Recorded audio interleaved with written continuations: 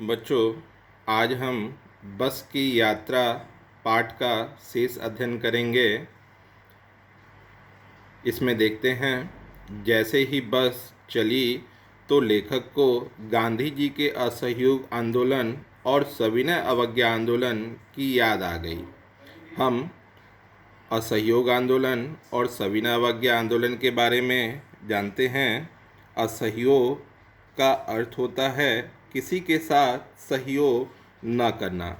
उस समय ब्रिटिश लोग भारतीयों पर बहुत अत्याचार कर रहे थे, तो गांधी जी ने असहयोग आंदोलन चलाया और उन्होंने कहा कि हम ब्रिटिशों को उनके कार्यों में सहायता नहीं करेंगे, उनके कार्यों और नीतियों का हम विरोध करेंगे।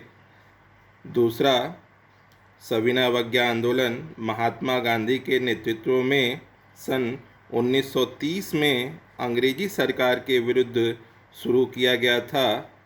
उस समय भारतीय समाज गरीबी में दिन बिता रहा था। लोगों को मुश्किल से 2 जून की रोटी नसीब हो रही थी। वे मुश्किल से नमक रोटी खाकर गुजारा कर रहे थे। अंग्रेज़ों ने नमक पर भी टैक्स लगा दिया था। इससे नाराज़ होकर गांधी जी ने 12 मार्च 1930 को डांडी मार्च करके नमक कानून तोड़ा। इस प्रकार से लेखक को दोनों आंदोलनों की याद आ गई।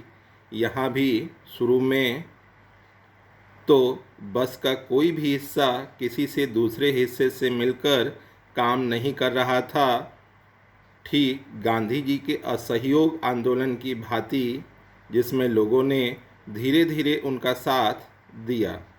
8-10 मील चलने पर ऐसा लगा कि लेखक टूटी सीटों के बीच कहीं अटका है।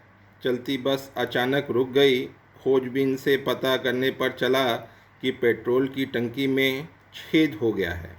ड्राइवर ने पेट्रोल निकाला और नली के साथ इंजन में डालने लगा। यहाँ लेखक को बस की दशा देखकर बिल्कुल ऐसा लग रहा था कि वह चलने के काबिल नहीं है। अब उसे चलाना या उस पर यात्रियों को ढोना उस पर अत्याचार करने जैसा है। लेखक सोच रहा था कि अब बस के कंपनी मालिक बस का इंजन अपनी गोद में रख लेंगे और नली से पेट्रोल उसी तरह पिलाएंगे जैसे माँ बच्चे को दूध पिलाती है। बस की चाल कम हो रही थी। लेखक का बस पर रहा सहा भरोसा भी उठ गया। उसे डर लग रहा था कि बस की स्टीयरिंग कहीं टूट न जाए या उसका ब्रेक फेल ना हो जाए। उसे हरे भरे पेड़ों से डर लग रहा था, क्योंकि उनसे बस कहीं टकरा न जाए। सड़क के किनारे झील देखने पर वह सोचता कि बस इसमें कहीं गिर न जाए। इस प्रकार उसका सफ़र डर डर कर बीतने लगा। थोड़ी दूर और चलने के बाद अचानक ही बस फिर रुक गई। ड्राइवर ने बड़ी कोशिश की, लेकिन बस नहीं चली।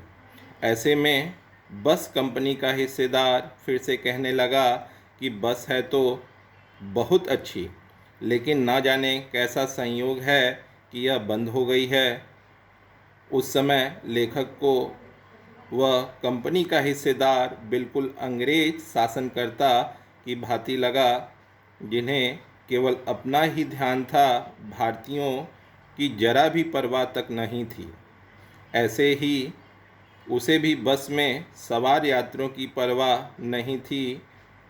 कमज़ोर चांदनी में बस ऐसी लग रही थी जैसे कोई बुढ़िया थक कर बैठ गई हो और आगे बढ़ने का उसमें साहस न हो। हमें अपने आप में शर्म हुई कि कैसे हम उस पर अपना बोझ डालकर आए हैं।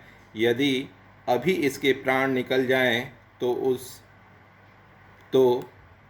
इस सुनसान जंगल में ही इसका अंतिम संस्कार करना पड़ेगा, अर्थात बस बिल्कुल भी आगे चलने की दशा में न थी। शेष भाग हम अगले पार्ट में अध्ययन करेंगे। धन्यवाद।